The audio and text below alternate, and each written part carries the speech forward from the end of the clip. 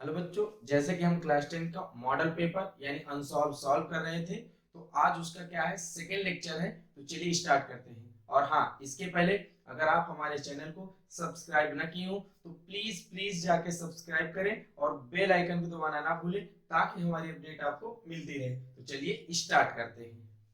अब जैसे 11 number question है, कह रहा समीकरण 3x square minus 2x plus 1/3 equal to 0 का हमको क्या निकालना, विविक्तकर।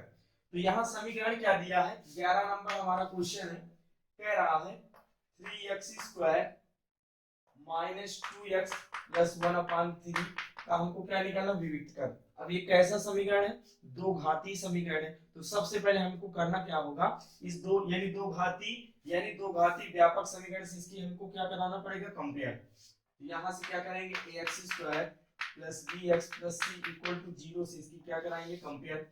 तो x स्क्वायर का गुणन क्या है, a, x स्क्वायर का गुणन क्या है 3, तो यहाँ x के गुणन क्या है b, तो यहाँ x के गुणन क्या -3, हम चिन्ह सहित लेते हैं। और c बराबर क्या आएगा, 1/3। तो हमने क्या करा लिया, कंपेयर। अब हमको क्या निकालना, विविक्तकर। तो विविक्तकर को किससे डिनोट करते हैं, d से। तो यहाँ से लिखेंगे विविक्तकर, क्या लिखेंगे, विविक्तकर। और विविक्तकर को d से डिनोट करते हैं, और d बराबर होता है b स्क्वायर माइनस का 4ac। ये जो विविक्तकर d इक्वल टू क्या होता है, b स्क्वायर माइनस 4ac। तो इसी हमको d की वैल्यू निकालना। तो b की वैल्यू क्या है, -2। b की वैल्यू क्या है, -2, स्क्वायर लगा स्क्वायर -4a। a की वैल्यू क्या है 3, तो यहाँ से क्या करेंगे 3, और इनटू c की वैल्यू क्या है 1/3। तो यहाँ से क्या करेंगे 1/3, ये 3 से 3 कट जाएगा, -2 का स्क्वायर करेंगे क्या आएगा 4, और यहाँ से क्या आएगा 4। तो यहाँ से d इक्वल टू क्या आएगा, 0 आ जाएगा। तो यही आपका क्या होगा, आंसर होगा। तो इसमें से ऑप्शन नंबर आपका कौन सा है, ऑप्शन नंबर यहाँ से क्या है, चौथा आपका आंसर है। तो आप यहाँ से समझ सकते हैं। अब जैसे 12 नंबर क्वेश्चन है, कह रहा यदि सेक थीटा, क्या दिया 12 नंबर क्वेश्चन में, इफ, कह रहा यदि सेक थीटा बराबर कितना दिया 2, सेक थीटा बराबर क्या दिया 2, तो हमको क्या निकालना है, थीटा की वैल्यू। सिंपल एकदम सवाल है। क्या सेक थीटा इक्वल टू क्या है 2, तो हमको थीटा की वैल्यू निकालना। आपको पता होगा cos थीटा इक्वल टू क्या होता है, यानी आपको ये पता होगा कि cos 60 की वैल्यू कितनी होती है, 1/2। cos 60 की वैल्यू कितनी होती है, 1/2। तो यहाँ से क्या है, sec थीटा इक्वल टू क्या है 2। तो यहाँ से आप ये कह सकते हैं sec थीटा, और ये 2 में sec में किसकी वैल्यू, यानी जो 2 है sec में कितने की वैल्यू है, तो आप बोलेंगे sec 60। कितने की वैल्यू, sec 60। तो यहाँ से sec 60 का मान कितना होता है 2। तो कंपेयर कराएंगे, sec है, यहाँ भी sec के बाद क्या है थीटा। तो यहाँ से क्या आएगा, यहाँ से आएगा थीटा बराबर क्या आएगा, 60 डिग्री आ जाएगा। तो आपका ऑप्शन नंबर यहाँ से कौन सा सही हो जाएगा, ऑप्शन नंबर आपका सी यहाँ से सही हो जाएगा। तो यही आपका क्या होगा, आंसर। अब जैसे 13 नंबर क्वेश्चन है, कह रहा यदि cos थीटा, आपका 13 नंबर क्वेश्चन क्या है, कह रहा यदि cos थीटा इक्वल टू क्या दिया है, cos थीटा इक्वल टू क्या दिया है, sin थीटा। और थीटा की वैल्यू दी है, थीटा की वैल्यू क्या है, 0 डिग्री से 0 डिग्री के बराबर या 0 डिग्री से बड़ा, और 90 डिग्री से क्या होगा, छोटा। 90 डिग्री से छोटा।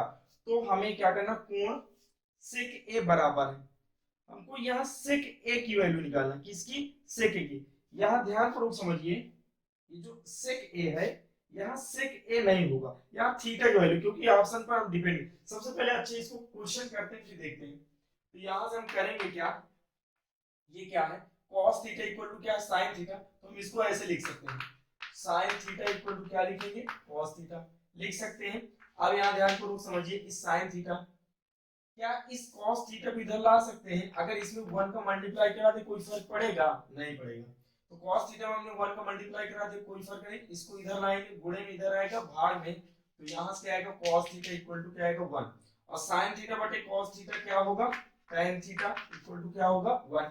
अब ये tan थीटा, अब ये बताइए, इधर tan है तो इधर भी क्या होना चाहिए, tan होना चाहिए। ये tan में कितने की वैल्यू है, कितने की वैल्यू 45। तो यहाँ से लिखेंगे tan थीटा बराबर, और tan 45 का मान कितना होता है 1। tan 45 का मान कितना होता है 1। तो यहाँ से tan, यहाँ भी tan की बात क्या है थीटा, कंपेयर कराएंगे। तो यहाँ tan की बात क्या है 45 डिग्री। तो थीटा की वैल्यू कितने डिग्री आ जाएगी, 45 डिग्री आ जाएगी। तो यहाँ निकालना क्या है, कह रहा तो कोण सेक ए बराबर है, ये जो सेक ए है यहाँ ये क्या है, गलत है। हमको यहाँ किसका मान निकालना था, थीटा की वैल्यू हमको निकालनी थी। तो थीटा की वैल्यू कितने डिग्री आ गई, 45 डिग्री आ गई। तो ऑप्शन नंबर यहाँ से क्या होगा, सी वाला आपका ऑप्शन हो जाएगा। तो आप यहाँ से समझ सकते हैं। और जो सेक ए है ये क्या है, गलत है। इसमें हमें सेक ए की वैल्यू नहीं निकालना है, हमको किसकी वैल्यू निकालना है, थीटा की वैल्यू। तो आप यहाँ से समझ सकते हैं। अब जैसे 14 नंबर क्वेश्चन है, कह रहे यदि 3 cot a इक्वल टू क्या है, 4 है, तो हमें सेक ए की वैल्यू निकालना, किसकी, सेक ए की वैल्यू निकालना है। तो 14 नंबर आपका क्वेश्चन है, क्या है, यहाँ दिया क्या है, इफ यदि 3 cot a इक्वल टू क्या दिया है, 4 है, क्या है, 4 है, तो हमें सेक ए की वैल्यू निकालना, किसकी, सेक ए की वैल्यू हमको निकालना। तो ध्यानपूर्वक समझिए, इधर यहां से अगर हम सॉल्व करेंगे तो यहां से क्या है, 3 cot a बराबर क्या है, 4। यहाँ से क्या आएगा, cot a, इस 3 को इधर ले गए तो क्या आएगा, 4/3। अब हमको क्या बनाने पड़ेगा, एक समकोण त्रिभुज बना लेते। जैसे कि बता, इसको हम क्या नाम देते, ए, ये क्या है बी, और ये क्या है सी। आपको पता है जो कोण लेते हैं उसके सामने वाली भुजा क्या होती है, लंब, और 90 डिग्री के सामने वाली भुजा क्या होती है, कर्ण, और ये क्या होगा, आधार। अब यहाँ से हमको दिया क्या है, हमको दिया है cot a बराबर 4/3। क्या दिया, 4/3। तो हम कौन सा कोण ले रहे हैं, ध्यानपूर्वक समझिएगा, हम कौन सा कोण ले रहे हैं, कोण ए। कौन सा कोण ले रहे हैं, कोण, जो कोण लेते हैं उसके सामने वाली भुजा लंब, ये आधार, 90 डिग्री के सामने वाली भुजा क्या होती, कर्ण। अब ये क्या होता है, लाल बटे कक्का। तो tan के लिए क्या होता है, लंब बटे आधार। tan के लिए क्या होता है, लंब बटे आधार। तो काट के लिए क्या होगा, आधार बटे लंब, आधार बटे लंब। तो बोलो ये क्या होगा, आधार बटे लंब। तो आधार कितना है, 4, तो यहाँ क्या लिखेंगे, 4। ये आपका क्या है, आधार, आधार बटे लंब। और लंब कितना है, 3, लंब कितना है, 3। अब आपको पता है ये 4 है, ये 3 है, तो ये कितना होगा, 5। कैसे, पाइथागोरस प्रमेय से आप लगा सकते हैं, कर्ण का स्क्वायर बराबर आधार के स्क्वायर प्लस लंब के स्क्वायर। आप इसको खुद से निकालिएगा, अगर ये 4 है, ये 3 है, तो क्या आएगा, 5 आएगा, 5 आएगा। तो हमको किसकी वैल्यू निकालना है, सेक ए, किसकी वैल्यू निकालना, सेक ए। अब ध्यानपूर्वक समझिए, यहाँ किस, कौन सा कोण ले रहे हैं, ए कोण ले रहे हैं, तो ए के सामने वाली भुजा लंब, ये आधार, और ये क्या है, कर्ण। अब ये क्या होता है, लाल बटे कक्का। तो ये क्या होता है, कास के लिए, ये क्या होता है, कास। और कास के लिए क्या होता है, आधार बटे कर्ण। तो कास का उल्टा क्या होता है, सेक, कास का उल्टा क्या होता है, सेक। तो सेक के लिए होगा कर्ण बटे आधार।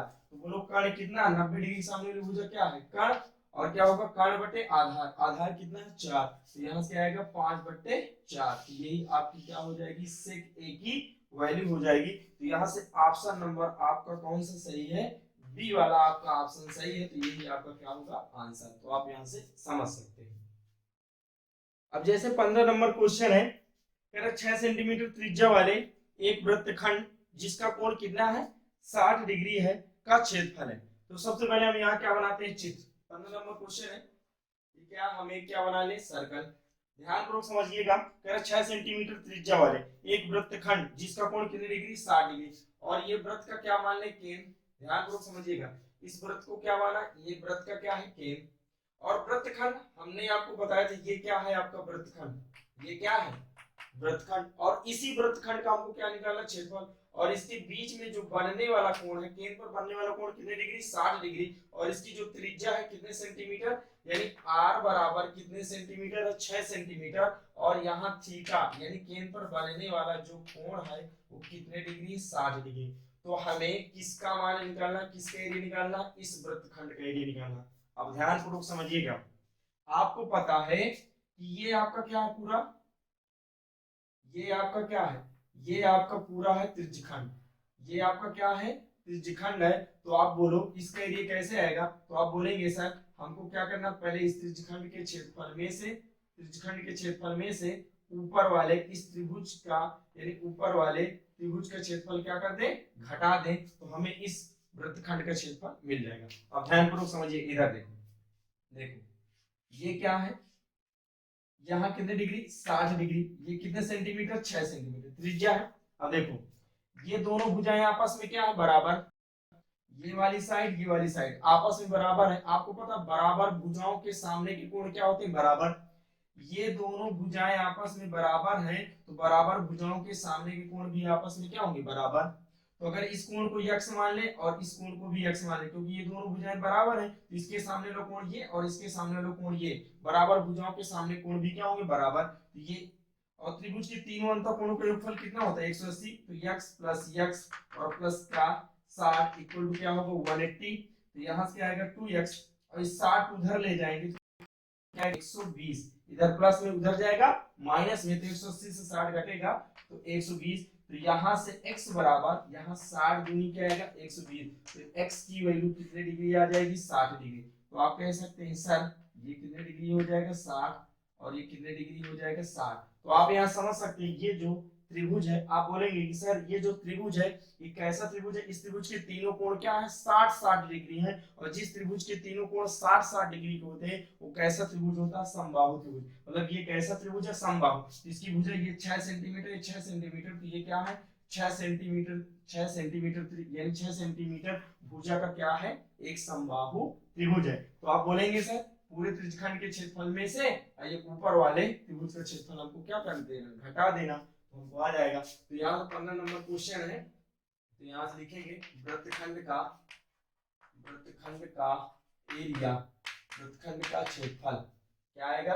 आप बोलेंगे सर त्रिज्यखंड का क्षेत्रफल क्या लिखेंगे, त्रिज्यखंड का एरिया, एरिया मींस होता है क्षेत्रफल, माइनस क्या करेंगे ऊपर वाले त्रिभुज, यहाँ लिखेंगे त्रिभुज का एरिया। आया आपको पता है ये त्रिभुज कैसा है, ये त्रिभुज है आपका समबाहु त्रिभुज। तो आपको ये पता होगा कि त्रिज्यखंड का क्षेत्रफल क्या होता है, पाई आर स्क्वायर बटे 360 गुणे क्या होता है थीटा, पाई आर स्क्वायर बटे 360 गुणे थीटा। और समबाहु त्रिभुज का क्षेत्रफल क्या होता है, अंडर रूट 3/4, और ये क्या होता है भुजा स्क्वायर। तो यहाँ से करेंगे क्या, पाई की वैल्यू अभी नहीं रखें, आर की वैल्यू कितनी दी है 6। तो यहाँ से क्या करेंगे 6 गुणे 6 बटे में क्या है 360 और गुणे थीटा, केंद्र पर बनने वाला कोण कितनी डिग्री 60 डिग्री। तो 60 माइनस का अंडर रूट 3/4, और ये जो त्रिभुज है इसकी भुजा कितने सेंटीमीटर है, 6 सेंटीमीटर। तो क्या करेंगे 6 गुणे 6, ध्यान करो समझिए, 6 36, और एक जीरो से ये पूरा आपका क्या है जीरो कट गया, ठीक। तो यहां से बचा क्या, आप बचा पाई और गुणे क्या बचा 6, पाई और 6 और बटे में कुछ नहीं बचा, और माइनस का अंडर रूट 3/4, और इसको काट दो, 2 दूनी 4, 2 तिहाई 6, 2 तिहाई 6। तो यहां से आपका क्या आएगा, यहां से फाइनली आप लिख सकते हैं 3 त्रिका 9 अंडर रूट 3, ये आया। अब पाई की वैल्यू रख दो, पाई की वैल्यू 22/7 गुणे 6 माइनस का 9 अंडर रूट 3। तो यहाँ से फाइनली आपका आंसर आ जाएगा 22 संगम कितना होता है 132/7, और माइनस का क्या है 9 अंडर रूट 3, और ये क्या आएगा सेंटीमीटर स्क्वायर, क्योंकि क्या है एरिया, तो एरिया क्या होगा सेंटीमीटर स्क्वायर। अब इसमें ऑप्शन देखते हैं, ऑप्शन आपका कौन सा सही हो जाएगा। देखो ये जो ऑप्शन ए नंबर है ये क्या है 132/7 सेंटीमीटर। आप इसकी शक्ल देख के ही बता देंगे कि सर ये एरिया नहीं है, ये किसी न किसी चीज की क्या डिस्टेंस, क्योंकि एरिया होता तो इसके यानी एरिया में हमेशा स्क्वायर यूनिट होता है, या तो सेंटीमीटर स्क्वायर या मीटर स्क्वायर या किलोमीटर स्क्वायर। तो ये क्या है किसी न किसी चीज की क्या डिस्टेंस, तो ये एरिया हो ही नहीं सकता। बी वाला ऑप्शन है 132/7 सेंटीमीटर स्क्वायर, लेकिन यहाँ क्या 132/7 minus 9 under root 3 centimetre square ये आया है। तो इसमें से आपका ऑप्शन कौन सा हो जाएगा, डी, मतलब इनमें से कोई नहीं, तो डी वाला आपका ऑप्शन हो जाएगा, और यही क्या होगा आंसर।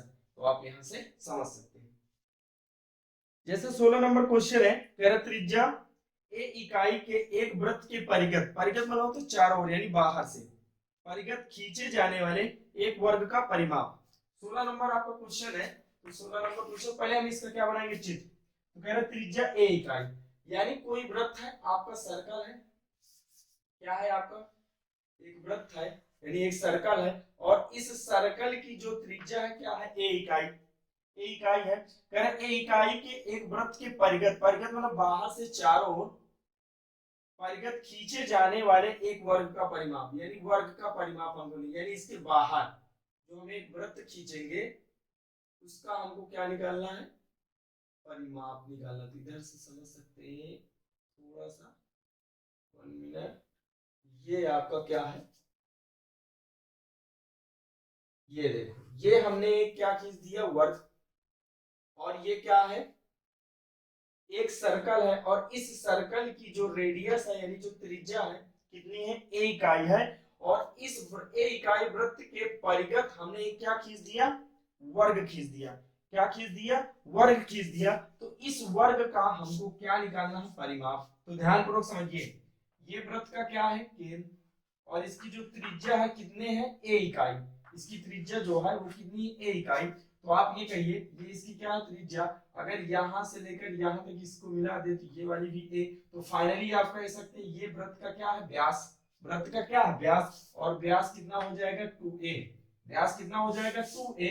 तो यहां से लेकर यहां तक क्या हो गया, 2a। तो मतलब आप कह सकते हैं इस वर्ग की भुजा कितनी होगी, 2a। तो इसकी भुजाएं यानी वर्ग की भुजा क्या हो जाएगी, 2a। इस वर्ग की क्या हो जाएगी, भुजा हो जाएगी। तो आप यहां से समझ सकते हैं कि जो वर्ग है इस वर्ग की कितनी भुजा आ गई, 2a आ गई। तो अब यहां निकालेंगे वर्ग का परिमाप। वर्ग का परिमाप, वर्ग का परिमाप होगा क्या, वैसे किसी भी चीज का अगर हम परिमाप निकालते हैं तो उसमें जितनी भी भुजाएं होती उन सभी भुजाओं को क्या करते हैं, जोड़ दें। अब जैसे ये क्या है, वर्ग। और इस वर्ग का अगर परिमाप निकालेंगे तो वर्ग में कितनी भुजाएं, 4 भुजाएं, और चारों भुजाओं को जोड़ देंगे तो यही इसका क्या होगा, परिमाप। तो कितना और वर्ग का परिमाप का फार्मूला होता है 4 गुणे भुजा। क्या होता है, 4 गुणे भुजा। तो वर्ग की जो भुजा है, वर्ग की जो भुजा है वो कितना है, 2a। तो यहाँ से क्या आएगा, 4 गुणे 2a। तो 4 दूनी 8 इकाई, क्या हो जाएगा, 8 इकाई। तो ऑप्शन नंबर यहाँ से कौन सा सही हो सकता है, ऑप्शन नंबर आपका यहाँ से सी सही है, और यही आपका क्या हो जाएगा, आंसर। तो आप यहाँ से समझ सकते हैं। अब जैसे 17 नंबर क्वेश्चन है, कह रहा व्यास 1 सेंटीमीटर वाली 8 सेंटीमीटर लंबी एक तांबे की छड़ को एक समान मोटाई वाले 18 मीटर लंबे एक तार के रूप में खींचा जाता है, तब तार की मोटाई होगी। इसको हमको निकालना है। तो कौन सा नंबर है, 17 नंबर आपको क्वेश्चन है। तो सबसे पहले अगर हम देखें, एक तार बनाते हैं। ये क्या है, ये मान लो आपका क्या है, तार। ये ऐसे आपकी क्या है, तार है। और इसमें ये दिया है कि इसका जो व्यास है, व्यास कितने सेंटीमीटर है, 1 सेंटीमीटर। व्यास कितना, 1 सेंटीमीटर। तो जब व्यास 1 सेंटीमीटर होगा तो इसकी त्रिज्या क्या होगी, 1/2 सेंटीमीटर, क्योंकि व्यास की आधी क्या होती है, त्रिज्या। और कह रहे इसकी 8 सेंटीमीटर लंबी, यानी जो इसकी लंबाई है वो कितने सेंटीमीटर है, 8 सेंटीमीटर। तो इसकी लंबाई मतलब h, अगर इसको हम ऐसे खड़ा कर दे तो यही जो लंबाई है इसकी हाइट बन जाएगी। तो हम इसको क्या मान लेते हैं, h यानी हाइट। और इसकी त्रिज्या क्या मान लेते हैं, r1, और इसकी ऊंचाई क्या मान ले, h1। तो यहां से h बराबर कितना आ जाएगा, 8 सेंटीमीटर। तो कह रहे हैं 8 सेंटीमीटर लंबी एक तांबे की छड़ को एक समान मोटाई वाले 18 मीटर लंबे, यानी इसी को 18 मीटर लंबे तार के रूप में खींचा जाता है। मतलब यही तार है और इसी तार को हमने 18 मीटर लंबा खींच दिया। कितने मीटर लंबा खींच दिया, 18 मीटर लंबा खींच दिया। ये पहले तार ये थी, और इसी तार को हमने थोड़ा सा 18 मीटर यानी और लंबा थोड़ा खींच दिया। तो इसकी जो लंबाई है ये कितने मीटर हो जाएगी, 18 मीटर। ध्यानपूर्वक समझिएगा। तो हमको इसकी मोटाई बताना है। क्या बताना है, इस तार की हमको मोटाई बताना। और मोटाई क्या होगी, ये आपकी पूरी मोटाई होगी। ध्यानपूर्वक समझिएगा, ये आपकी क्या होगी, मोटाई। और ये क्या है, इस तार का क्या है, व्यास। मतलब हमको इसका क्या निकालना, व्यास। तो ध्यानपूर्वक समझिए, हमने माना इसकी त्रिज्या क्या है, r2। त्रिज्या क्या मान लेते हैं, r2। और इसकी जो लंबाई है, ये जो इसकी लंबाई है ये क्या हो, अगर इसको हम ऐसे कर देते हैं, ये लंबाई क्या बन जाएगी, ऊंचाई। तो हम इसकी ऊंचाई को क्या मानते हैं, h2 बराबर कितने मीटर है, 18 मीटर। अब ध्यानपूर्वक समझिए, ये पहले तार थी, इधर देखिए, ये तार 8 सेंटीमीटर लंबी और 1 सेंटीमीटर व्यास, यानी 1 सेंटीमीटर मोटाई की, 8 सेंटीमीटर लंबी। इस तार को हमने खींच के लंबा बना दिया। तो हमें करना क्या है, इस तार की हमको क्या निकालना, मोटाई। तो ध्यानपूर्वक समझिए, इसी तार को हमने खींच के लंबा कर दिया, तो इसकी हमको मोटाई निकालना है। तो आप ये समझिए, जितना मटेरियल यहाँ था उतना ही मटेरियल यहाँ है, केवल इसकी क्या बदल गई, इसकी केवल लंबाई बढ़ गई है, मोटाई क्या होगी, कम हो गई होगी।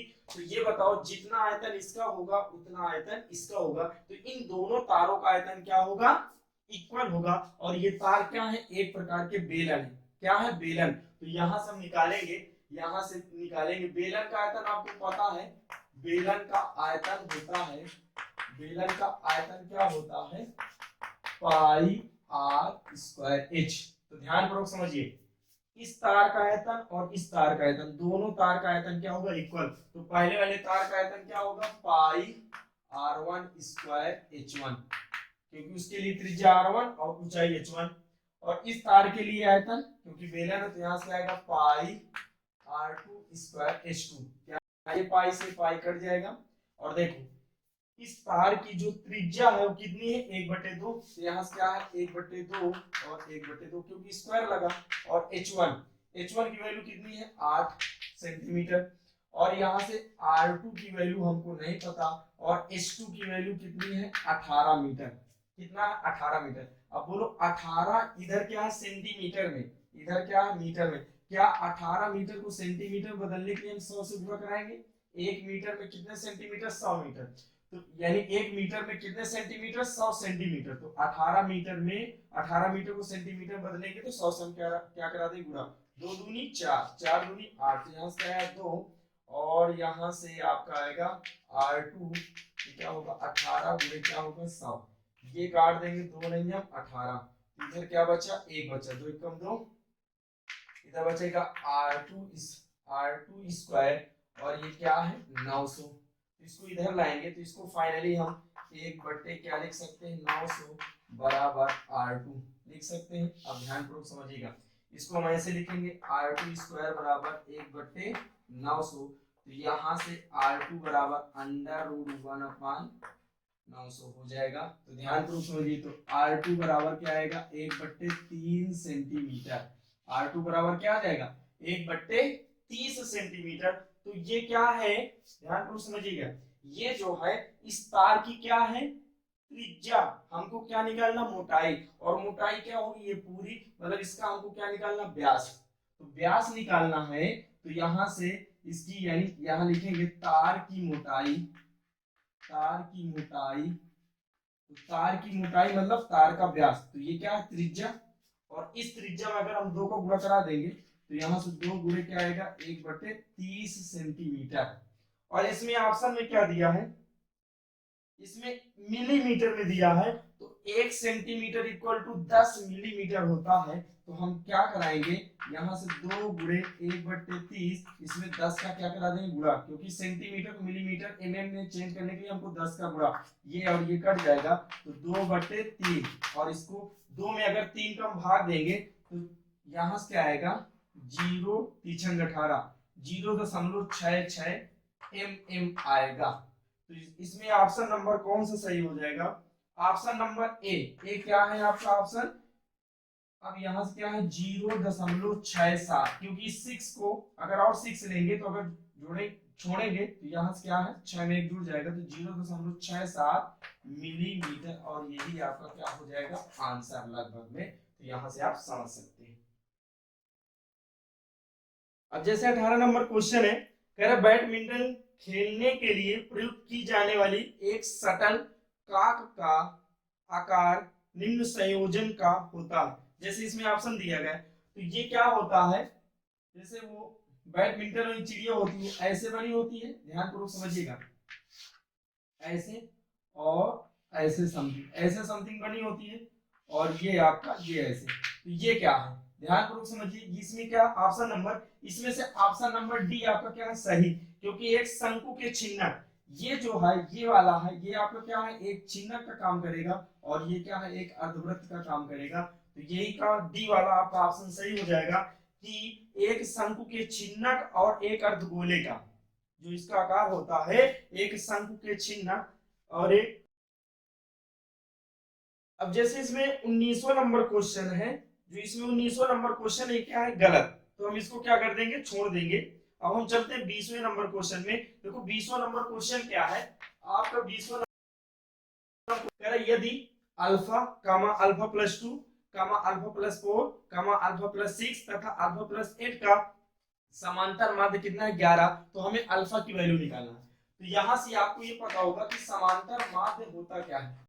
यहाँ से लिखेंगे समांतर माध्य इक्वल टू, हम लिखेंगे यहाँ से होता है कुल पदों का योग, कुल पदों का योग, कुल पदों का योग बटे, यहाँ से लिखेंगे कुल पदों की संख्या, कुल पदों की संख्या। ये क्या होता है समांतर माध्य का आपका फार्मूला। तो ध्यान पूर्वक समझिएगा। यहाँ कह रहा कितने कितने पद है, यहाँ से जितने पद है उनको जोड़ेंगे। एक क्या है अल्फा, फिर प्लस दूसरा पद है अल्फा प्लस का 2, फिर अगला पद क्या है अल्फा प्लस का 4, फिर अगला पद क्या है प्लस अल्फा प्लस का 6, फिर अगला पद है प्लस का अल्फा प्लस का 8। तो ये इतने पद हैं।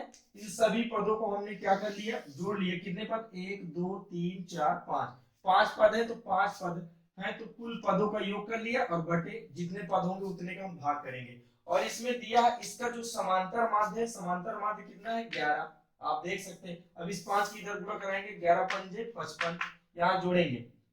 देखिए ये क्या है अल्फा, अल्फा प्लस का 2, अल्फा प्लस का 4, अल्फा प्लस का 6 और अल्फा प्लस का 8। ये है यहाँ कितने अल्फा 1 2 3 4 5, 5 अल्फा है। यहाँ क्या करेंगे 5 और इसको जोड़ेंगे 4 2 6 6 6 12 12 8 क्या है 20। तो यहाँ से क्या है 5 अल्फा और प्लस का क्या आएगा 20।